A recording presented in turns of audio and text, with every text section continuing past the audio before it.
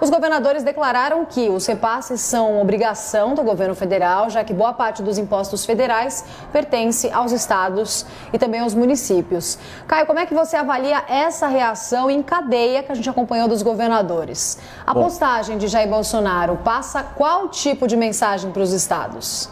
Eu vou usar como exemplo o vergonhoso e inadmissível colapso na saúde do Rio Grande do Sul, estendendo aí toda a minha solidariedade às vítimas da Covid-19 e os seus familiares, desse estado que é tão querido para mim. Trago para vocês aqui a manchete da Gaúcha Zero Hora, publicada ontem. Ocupação de UTIs volta a superar 100% e aumenta a fila de espera por leito em Porto Alegre nesse domingo. Diz a reportagem, o número de doentes internados com Covid-19 bateu o recorde da pandemia. Como resultado do esgotamento da rede de saúde, a fila de espera por um leito também se manteve em elevação. 142 pessoas com o vírus em emergências às 3h30 da tarde. Vamos dimensionar a gravidade do problema? Trata-se de 142 almas sem atendimento adequado, precisando urgentemente de hospitalização com terapia intensiva. Agora vamos ponderar sobre o absurdo dessa situação em Porto Alegre. Isso acontece numa cidade desenvolvida, com 1,5 milhão de habitantes, que é a 6ª capital com maior IDH no Brasil e governada por um político adulado pela grande imprensa. E aqui eu faço questão de consignar a minha profunda decepção com as manifestações recentes do jovem governador do Rio Grande do Sul. Dia 25 de fevereiro, numa declaração no mínimo infeliz, o senhor Eduardo Leite afirmou por escrito, aspas, não tem como expandir muito mais os leitos de UTI. Até porque 60% das pessoas que vão para uma UTI, infelizmente, não sobrevivem. Leito não é garantia de não perder a vida. Que lógica perversa é essa, senhor governador? E os 40% dos pacientes que sobrevivem, graças ao cuidado intensivo, eles não valem o esforço, eles não valem o investimento em mais leitos de UTI? O seu compromisso constitucional não é garantir que as pessoas sobrevivam, é garantir que elas não morram por falta de atendimento adequado. A sua preocupação, na verdade, deveria ser só de ordem humanitária, mas, já que a sua frase denota uma visão utilitarista, quase maquiavélica sobre a gestão pública, eu vou tentar persuadir o senhor a cumprir a sua obrigação de uma outra forma, Ao escancarar essa falta de empatia, o senhor está comprometendo o seu futuro político. Governador, situe-se, ou melhor, comporte-se. O senhor é um presidenciável.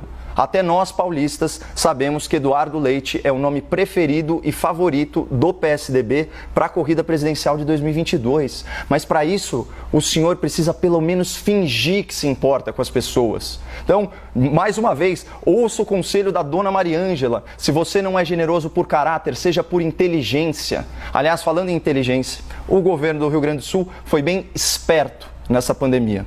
O consultor de empresas, Matheus Bandeira, que é ex-secretário do Tesouro, ex-presidente do Banrisul, ele publicou o levantamento sobre os repasses bilionários recebidos pelo governo gaúcho a título extraordinário de enfrentamento à pandemia. Foram quase 1,940 bilhões de reais para aplicação livre, mais de 830 milhões carimbados para a saúde e mais de 5 bilhões em enrolamento da dívida. Então, no total, foram 7,930 bilhões de reais em verbas federais extraordinárias que encheram os cofres gaúchos. Então, para vocês terem uma ideia aqui, em valores oficiais da cidade de São Paulo, vocês fazem ideia de quanto custa a diária de um leito de UTI, como esses aí que o governador Eduardo Leite desprezou? Apenas R$ 2.100 por dia.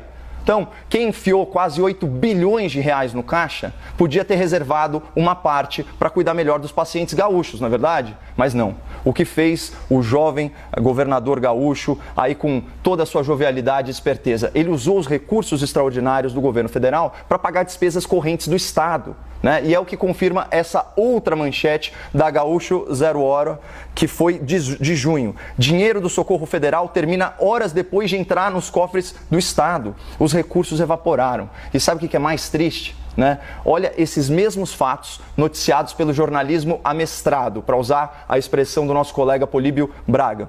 Como o governo Eduardo Leite conseguiu colocar as contas em dia depois de 2 anos? É fácil de responder. Com dinheiro do governo federal, desviando recursos que poderiam ter sido alocados no enfrentamento à pandemia.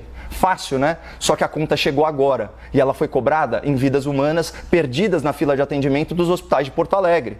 E esse é só o caso dos gaúchos. Agora, essa lógica ela se repete por todo o Brasil, né? Segundo o Banco Central, mais de 38 bilhões de reais repassados pelo governo federal sequer foram gastos em 2020 e estão aí recheando os cofres de estados e prefeituras. Muitos governadores e muitos prefeitos se aproveitaram fiscalmente da pandemia, não incrementaram de forma adequada seus sistemas de saúde e agora, com apoio maciço da imprensa militante, jogam toda a responsabilidade da sua negligência na saúde nas costas do governo federal. Então, do ponto de vista fiscal, essa pandemia fez o país empobrecer, enquanto estados e municípios enriqueceram. Então, se você quiser ser massa de manobra e automaticamente ficar culpando o presidente da República ou o ministro da Saúde pela falta de leitos em hospitais municipais, em hospitais estaduais, fica à vontade, esse daqui é um país livre. Mas saiba que a sua crítica é injusta e reflete apenas uma predileção política, não a realidade contábil dos fatos.